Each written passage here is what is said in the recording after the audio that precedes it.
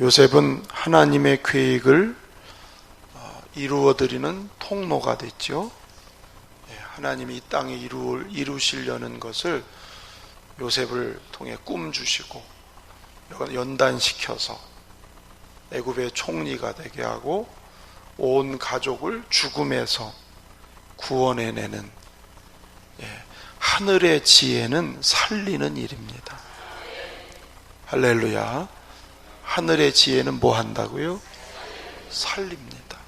요셉은 지혜의 사람이에요. 바로나 신하들이 너 같은 지혜를 가진 사람 찾아볼 수 없다. 그게 하늘의 지혜거든요. 성령으로 주신 지혜. 역시 애굽의 총리로서 탁월한 지도력으로 애굽을 아주 평안하고 또 공의로운 나라로 세워갔습니다. 이것도 뭐냐면 하늘의 지혜로. 한번 하시죠. 하늘의 지혜는 살리고 세운다. 세상 지혜는요, 자꾸 사람을 끌어내려야 돼요. 내가 이겨야 되니까. 세상의 지혜는 자기 욕심이 앞서기 때문에 불화와 다툼이 많아요. 하나님이 주신 지혜는 자꾸 살려내고 세워주는. 할렐루야. 우리나라 정치가 오늘 요셉이 이렇게 한 것처럼 이런 나라가 되면 얼마나 좋을까. 하늘의 지혜를 가진 사람이 지도자가 되면 그런 일이 생기겠죠. 지금 나라가 있고 요란하고 이런 것은 하늘의 지혜가 없기 때문에 오로지 이 세상적인 머리, 세상적인 술수, 세상적인 욕구, 욕망, 이게 가득 차니까 여기는 조용해질 날이 없어요. 그런 의미에서 오늘 이 요셉을 통해서 애굽을 이렇게 살려내는 하늘의 지혜에 대한 말씀을 한번 생각해 보려고 합니다. 아마 지금의 제도나 우리의 상식으로는 이 얘기들, 지금 여기 본문의 얘기가 얼른 안 와닿을 수 있을 거예요. 그러나 그 당시의 문화, 그 당시의 제도를 이해하고 이걸 봐야 됩니다. 한번 합시다. 살리는 정책은 무분별한 공짜가 아니다. 하나님이 주시는 참된 살리는 지혜는 무조건 공짜가 아니에요. 13절 14절 가서 볼까요? 시작. 기근이 더욱 심하여 사방에 먹을 것이 없고 애굽 땅과 가나안 땅이 기근으로 황폐하니 요셉이 곡식을 팔아 애굽 땅과 가나안 땅에 있는 돈을 모두 거두어 들이고 그 돈을 바로의 궁으로 가져가니. 쉽게 말하면 곡식이 지금 많이 쌓여 있잖아요, 창고에. 그렇죠? 제가 이렇게 하면 뭔 뜻인지 아시네? 창고가 여기 창고가 보여요? 보인다고 그러세요. 곡식이 꽉 7년 동안 모아놨으니까. 풍년 때 얼마나 곡식이 많아요. 그러면 흉년 들고 기근 되면 공짜. 얼마나 멋있어요, 정책이 그렇게 하면. 근데 아니에요. 돈 가지고 사가라 이거예요. 돈 가지고 무분별하게 양식을 남발하지 않아요. 많다고 막 퍼주지 않아요. 물론 퍼주면 인기는 올라가지. 야, 요셉 짱이야. 예? 사람의 인기는 올라가요. 그런데 길게 보면 그게 좋은 게 아니에요.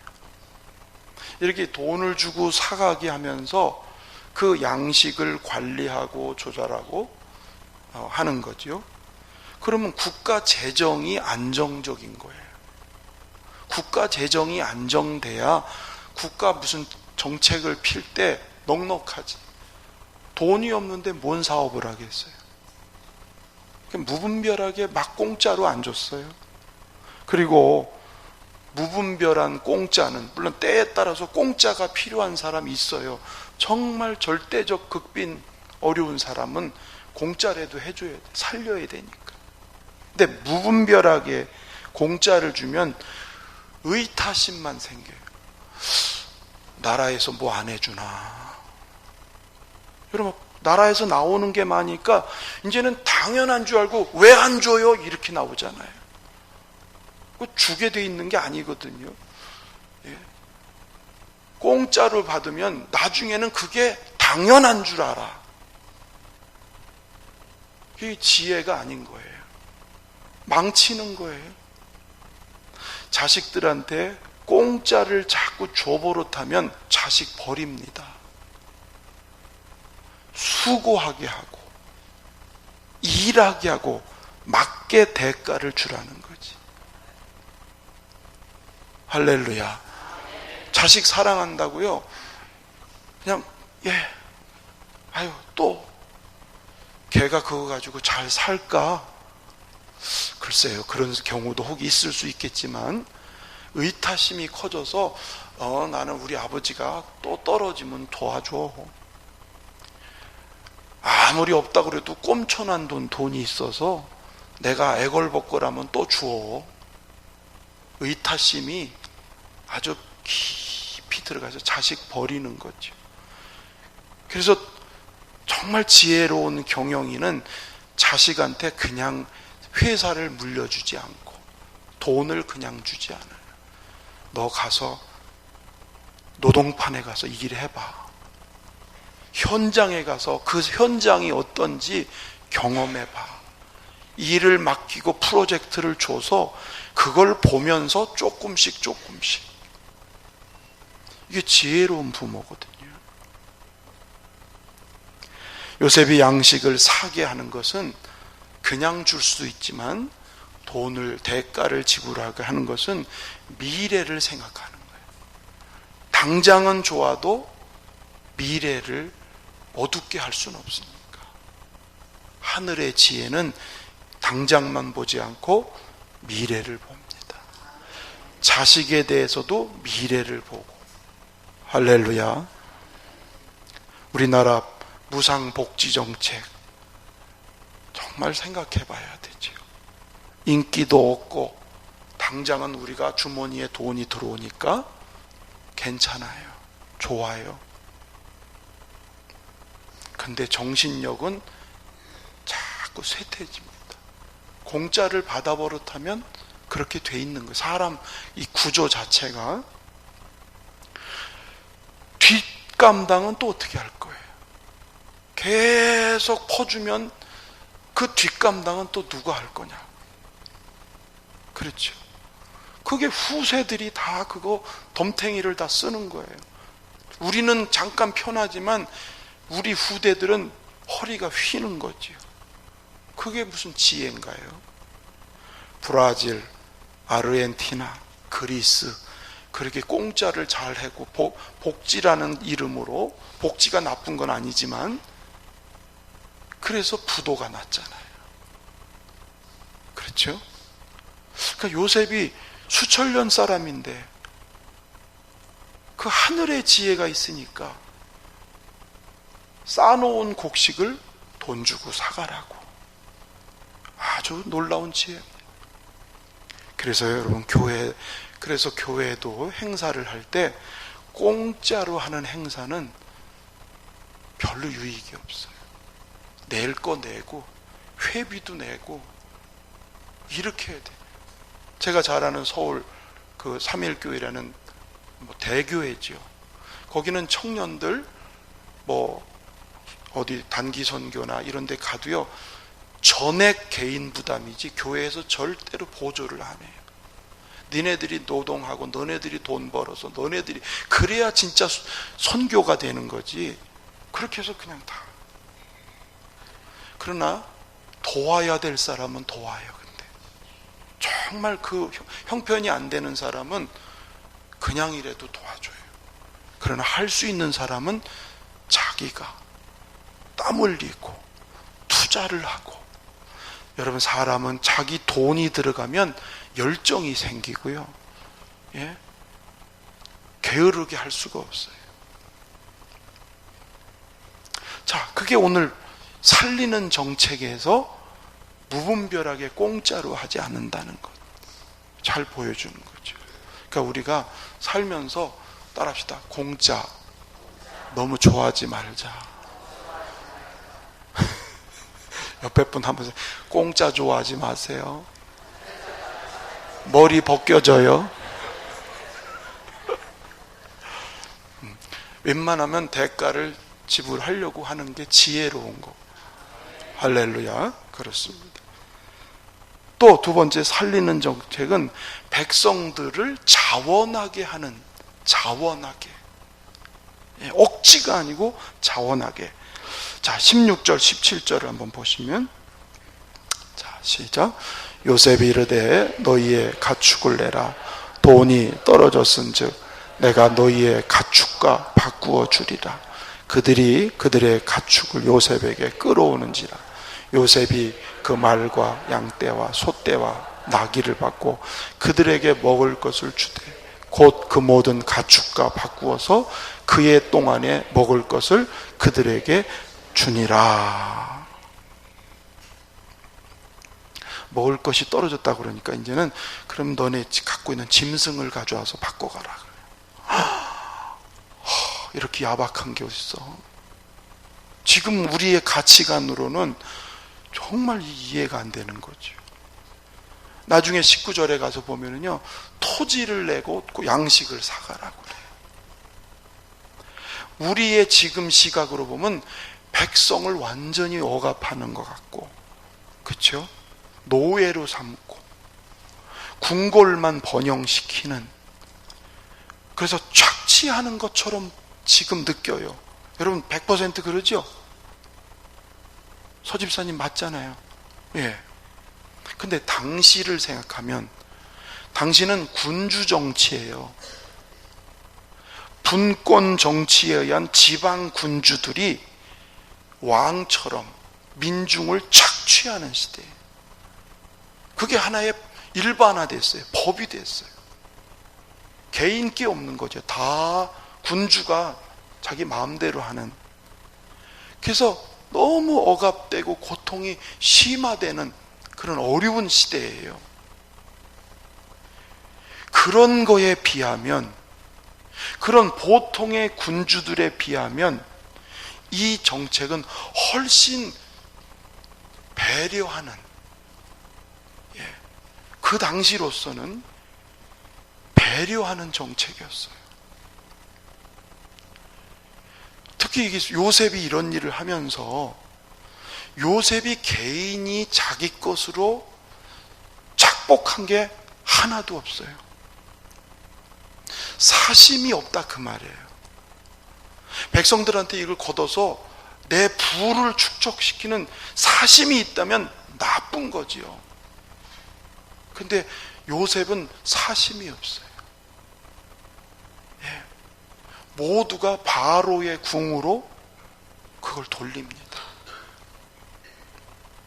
자, 이 말씀에서 우리 지금 사고로는 아니지만 그 당시에는 이게 은혜였던 거예요.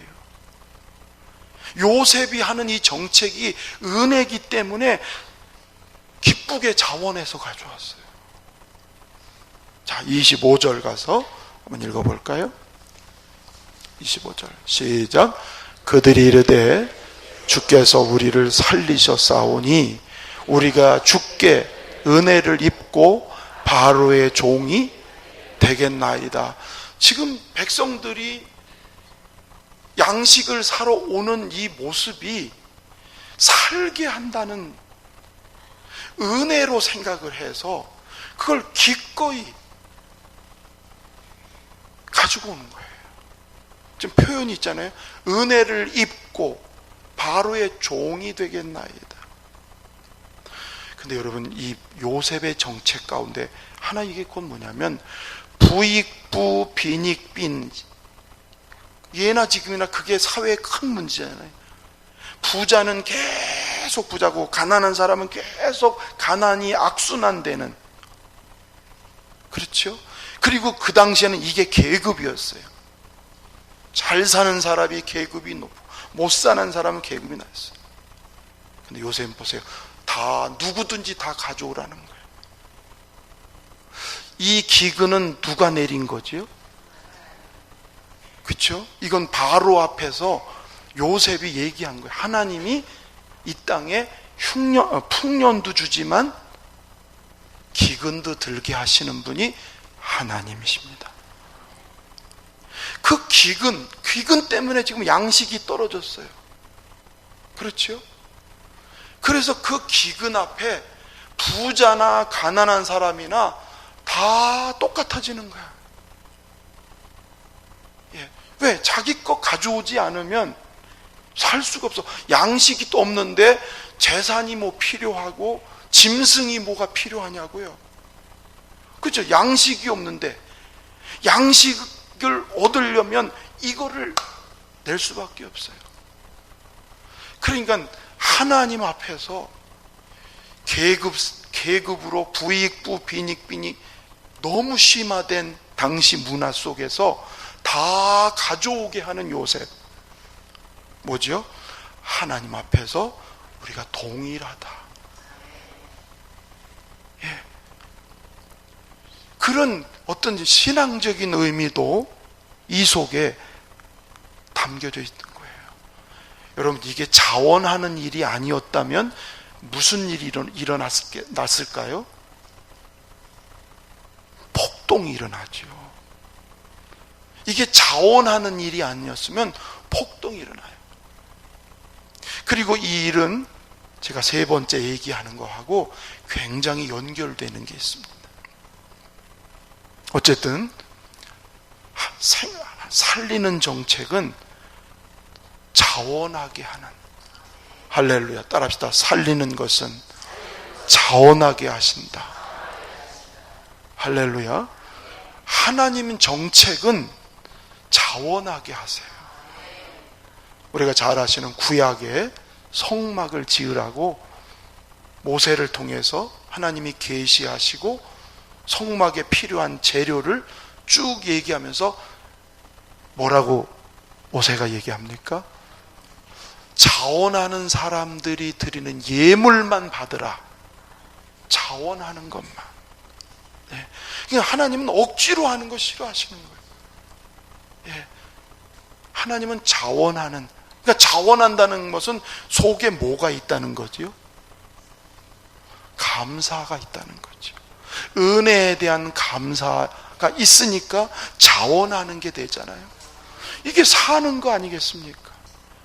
여러분, 뭘 억지로 뭘 하면 자기가 속이 살겠어요? 못 살지요. 여러분, 교회 생활을 억지로 하면 영혼이 사나요? 예배 시간에 억지로 나오면 은혜가 되나요? 왜 대답이 시원찮아지실까? 헌금을 억지로 하면 드리면서도 마음이,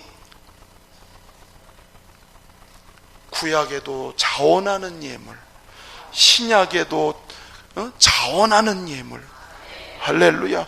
하나님은 자원하는, 이게 사는 거예요. 우리의 신앙생활이 자원할 줄 아는 사람, 범사에. 할렐루야. 그렇습니다. 살리는 정책은 자원하게. 자, 이제 마지막 얘기를 하면은 살리는 정책은 공의롭게 진행됩니다. 한번 하시죠. 살리는 정책은 공의롭게 한다. 자, 21절.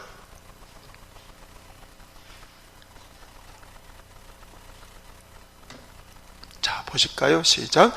요셉이 애굽 땅 이 끝에서 저 끝까지의 백성을 상읍들에 옮겼으나. 자, 이주 정책을 폈다는 거예요. 이주 정책.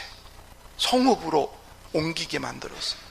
이게 뭐냐면 요셉은 모든 사람들이 경작에, 농사짓는 경작에 참여할 수 있도록 모든 사람들을 움직이게, 이주, 여기가 좋사오니 가만히 있는 게 아니라 이주시켜서 모든 백성들이 동일하게 경작하는 일, 하는 일에 모두가 동참하도록. 그래서 균형 있게 균등하게 발전할 수 있도록 이주 정책을 썼어요. 전 지역이 골고루 살 수 있도록 그 정책을, 첫 번째 이주 정책을 쓴 거예요. 우리가 저 행정도시, 세종 행정도시, 근데 여러분, 행정도시가 제대로 쓰려면 행정만 와야 돼요? 다른 것도 와야 돼요? 뭐가 따라와야 돼요? 그렇죠. 사람이 따라와야죠. 첫째가 사람. 그 다음에 또 뭐가 따라와야 돼요? 뭐니 해도 머니가 따라와야 돼. 돈이 따라와야 행정도시가 제대로 사는 거지. 돈 되는 거는 빼고 행정도시만 오면 저 행정도시 아무 쓸모짝이 없습니다. 행정도시를 위해서 이주를 시키잖아요. 서울에 있는 사람들을 세종으로 오게 하고, 돈 되는 일을 세종에 유치시키고, 교육시키는 일을 세종으로 끌고 오고, 계속 골고루 발전시키는. 요셉이 그 당시에 이런 일을 했다니까요. 균형 있게 공정하게. 조금 시큰둥하신 분도 계시긴 한데 어쩔 수 없고, 그거는. 자, 23절. 자, 시작. 요셉이 백성에게 이르되 오늘 내가 바로를 위하여 너희 몸과 너희 토지를 샀노라. 여기 종자가 있으니 너희는 그 땅에 뿌리라. 자, 토지까지 다 샀잖아요. 그렇죠? 토지까지 다 사서 이제는 다 다시 토지를 배분해줘요. 그리고 뭐까지 줘요? 종자까지 줘요. 예. 스스로 가서 그 땅에 경작을 하도록, 아까 말한 부자만 어떻게 되고 가난한 사람은 계속 악순환에 두지 않고 동일하게 땅을 주면서 씨를 주고, 너희가 노력한 만큼 먹는다, 너희가 수고한 만큼 산다. 그러니까 얼마나 부지런하게 살겠어요. 얼마나. 그렇죠? 효율적으로 국가를 운영하는 거예요. 예. 전에 못 사던 사람도 살 수 있는 기회를 열어주는 거예요. 예. 그래서 토지를 다 가져오게 하고 토지를 다시 분배해서, 그렇다고 억지로 한 거 아니잖아요. 양식을 얻으려고 다 낸 거 아니에요. 그것도 자원에서. 근데 이렇게 배분을 해서 다 살게끔. 공의롭지 않아요? 공정하지 않아요? 할렐루야. 그렇습니다. 그 다음에 세 번째가 조세 정책이, 조세. 24절. 자, 시작. 추수의 5분의 1을 바로에게 상납하고 5분의 4는 너희가 가져서 토지의 종자로도 삼고 너희의 양식으로도 삼고 너희 가족과 어린아이의 양식으로도 삼으라. 자, 이건 여러분 어떻게 생각하세요? 5분의 1은 상납, 세금으로 내라. 5분의 4 너희가 먹고 양식으로 하고 자식들아 살라. 자, 이건 어떻게 생각하세요? 여러분, 그 당시에는요, 소작을 주면 2분의 1을 내고 2분의 1은 네가 쓰고. 그 당신 그래요. 우리나라 옛날 소작제도 있을 때 우리 전 집사님이 잘 아실 것 같아요. 어떻게, 어느 배분이 어느 정도 돼요? 옛날. 너무 오래돼서 기억이 안 나지만. 아, 그래요. 근데 굉장히 뭐라 그럴까요? 박하다 그럴까요? 소작하는 사람들이. 그렇죠? 농사를 일만큼 줘도 많이 내는 게 많았단 말이에요. 예, 그래서 계속 어려운 거야. 그 당시의 문화로 반은 바치고 반은 먹고 이랬던 당시에 5분의 1은 세금 내고 5분의 4로 너가 살아라. 지금 우리의 생각으로는 그것도 너무한다 이럴 수 있지만요, 여러분, 그 나일강 하류 그 지역은 아주 비옥한 땅이에요. 예. 그래서 충적토라고 해서 비옥한 땅에 단위 수확량이 일반 땅보다 훨씬 단위 수확량이 많은 땅이라고 그래요. 이건 뭐 제가 이렇게 생각한 게 아니라 책을 보고 하는 얘기예요. 그러니까 5분의 4를 가지라는 건 굉장히 풍성하고 굉장히 풍족하게, 요셉의 정한 조세 제도가 그 당시에 일반 백성들한테 파격적인 대우를 해준 정책. 그러니까 여기서 뭐가 있어요? 본인만 게으르지 않고 본인만 열심히 살면 생산량이 얼마든지 증대될 수 있어. 그러니까 보세요. 윈윈이에요. 윈윈.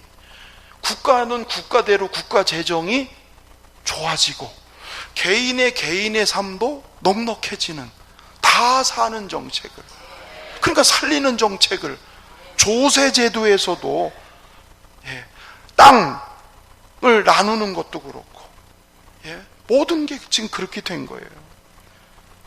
여러분, 공산주의가 겉보기에는 이론이 그럴듯하잖아요. 우리가 다 똑같이 같이 노동을 해가지고 똑같이 배분하자. 똑같이 뭔 배분이요?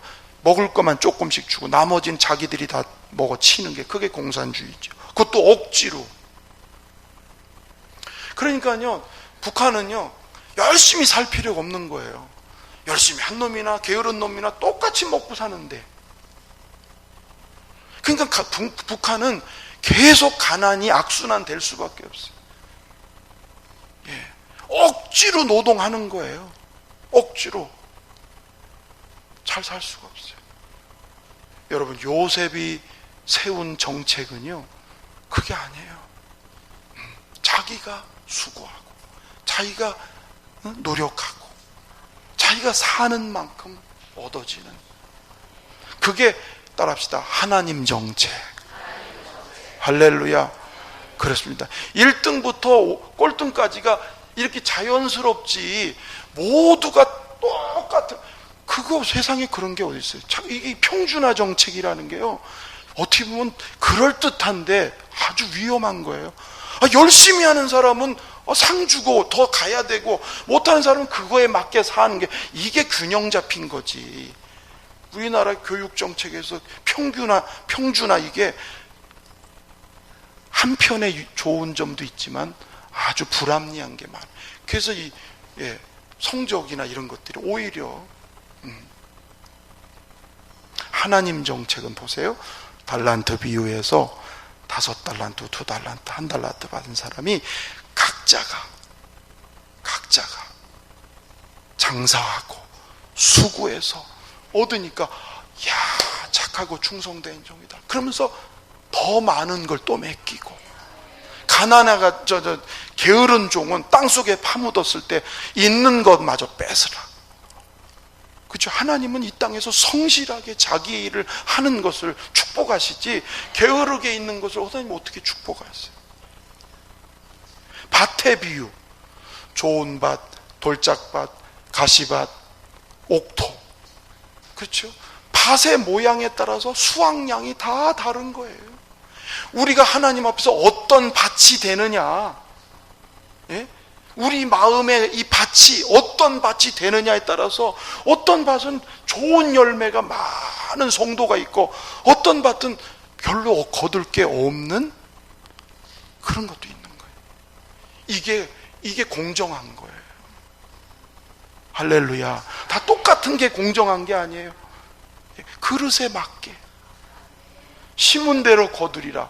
많이 심으면 많이 나는 것이고, 적게 심으면 적게 나는 거고, 콩을 심으면 콩이 나는 거고, 심은 대로 심은 만큼. 성경이 말하잖아요. 하나님을 만홀히 여기지 마라. 하나님은 만홀히 생각하지 마라. 심은 대로 된다. 그게 하나님의 살리는 정책. 할렐루야. 그렇습니다.